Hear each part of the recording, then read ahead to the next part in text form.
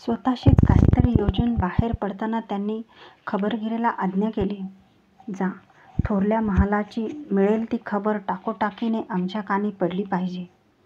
गफलतीस माफी नाही. मुजरा टाकीत खबरगीर निघून गेला. निर्धारी बांधल्या मुद्रेने संभाजीराजे देवमहालाच्या रोखाने चालू लागले. त्यांना येताना बघून देवमहालाचा सरंजामी पोतराज कमरेत झुकून सामोरा आला.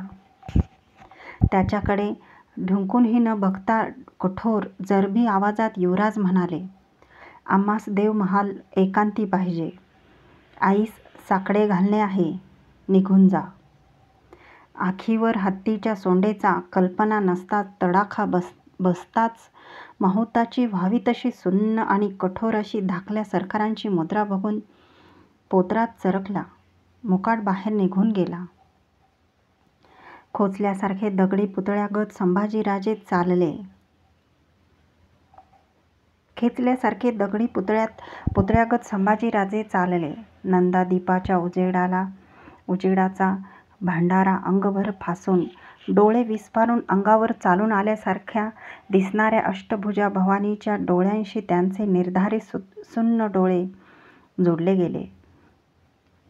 त्या जगज्जननीच्या सर्वसंहारक आगतेजी डोळ्यांचे त्यांना तिळभरही भय वाटत नव्हते.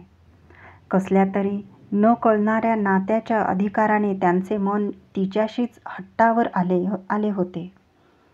तडक जाऊन तिची आठी हात गदगदा हलवावेत, तिला विचारावे, एवढे अहोरात्र तुझ्या भोवती पाजळले पोत नाचत असताना तुला काहीच कसं नजरेला येत नाही. समोरच्या तुळजेचे रोखलेले डोळे त्यांना पालटताना दिसू लागले. क्षणात ते कमळ कळ्यांसारखे दिसू लागले. एकरोख अचल नजरेने संभाजीराजे धाकटे छत्रपती त्या डोळ्यांना निरखू लागले. आऊसाहेब, मनाच्या खोलवटातून एक अनावर उमाळा उसळून आला. जगदंबेचे त्रिकाल साक्षी डोळे त्यांना थोरल्या आऊसाहेबांच्या डोळ्यांसारखे दिसत होते. त्यांचे सुन्नपण विरघळू लागले. मनाची कवाडे खडाखड उघडू लागली. त्यांनी अदब सोडली तरी तुम्ही सोसणं सोडू नका. कुठून तरी राजे बोलाचे एक मोरपीस गरगरत त्यांच्या रोखाने आले. जिजाऊंच्या बोलीभाषेत. कावरे बावरे होत त्यांनी देवमहालभर मान फिरवली. पोत, पालखी, पलंग, परडी, आईच्या सरंजामाच्या चारी बाजूंच्या वस्तूच जशा नाचत म्हणत होत्या, त्यांनी अदब सोडली तरी तुम्ही सोसणं सोडू नका. युवराजांचे राजस मन होलपटू लागले. सगळे अंतरंग गदगदून आले.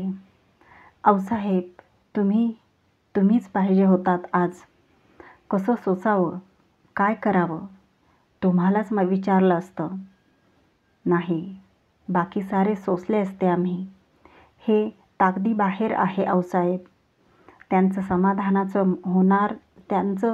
समाधानच होणार आहे हे कळतं तर थोरल्या महालाच्या माँसाहेबांसमोर हाती पोत घेऊन आमचं शिवगंध आम्ही त्यावर धरून डावलं असतं. आऊ, आम्ही कैचीत फसलोय. या जगदंबेच्या साक्षीनं सुचतंय तेच करणार आहोत. विश्वास ठेवा. तुमच्या पायाची आण आम्हास आहे. आम्ही निधडेपणी जे करू ते ती आण स्मरूनच. संभाजीराजांनी डोळे मिटले. आता त्यांचे मन स्थिर शांत झाले होते.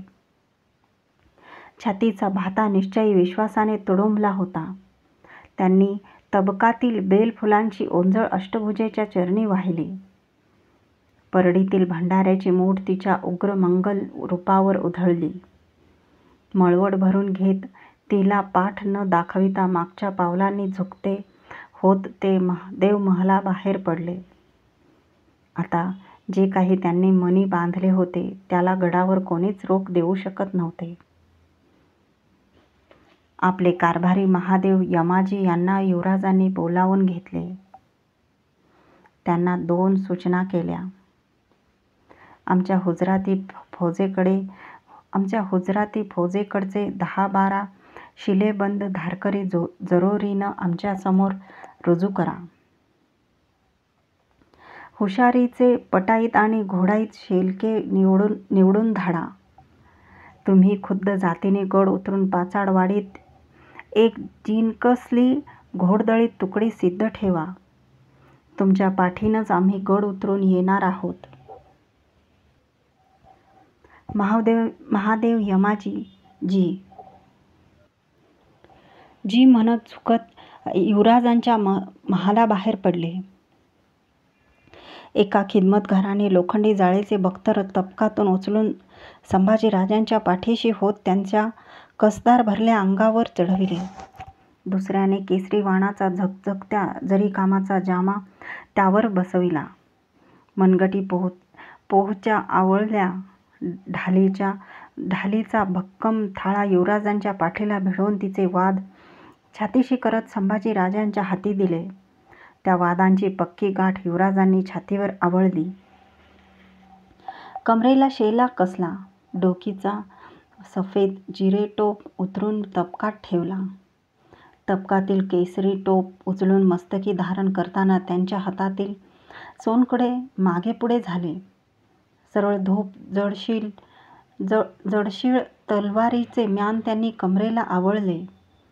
उंच गडकोटावर जन्मलेला तो साक्षात रुद्र सिद्ध झाला. येईल त्या वादळाला तोंड द्यायला. उंचावर राहणाऱ्यांना केव्हाही वादळाला तोंड द्यायला सिद्धच असावे लागते. साज चढवून मोकळे झालेले खिदमतगार 4 पावले पाठीशी होत अदब धरून क्षणभर रेंगाळले. युवराज संभाजीराजांनी त्यांना जाण्याचा इशारा भरण्यासाठी हात पंजा उठविला. ते जायला निघाले. त्यातला एक पळभर अडखळला. त्याला आपल्या धाकल्या छत्रपतींना सांगावेसे वाटले.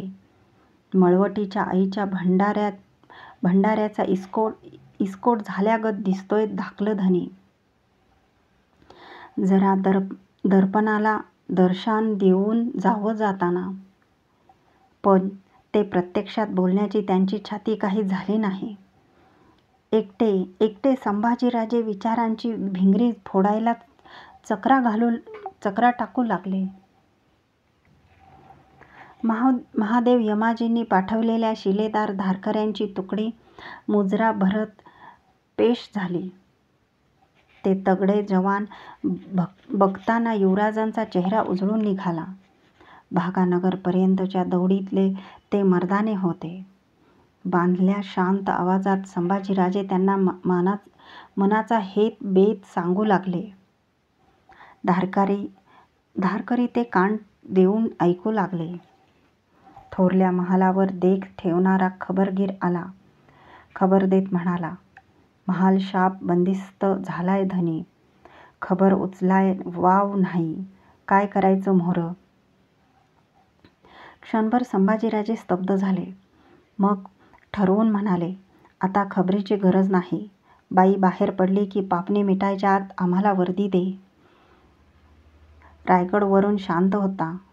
नगारखान्यावरचा जरी पटका मावळ वाऱ्यावर लहरत होता. क्षण कुणालाही कल्पना येणार नाही अशा अज्ञाताची भली भक्कम कवाडे खोलत होता. युवराजांचा मनसुबा कानी पडलेले त्यांचे निधडे हुकमाचे बंदे धारकरी बाहेर पडले. फुटकळ झाले. एक करत नगारखान्याच्या भव्य दरवाजाजवळ येऊन पांगून जागा धरून राहिले. तिकडे 7 महालांपैकी थोरल्या महालाच्या दरवाजातून संगमरवरी मूर्तीसारखी दिसणारी गोदावरी अण्णाजीच्या मागून बाहेर पडली.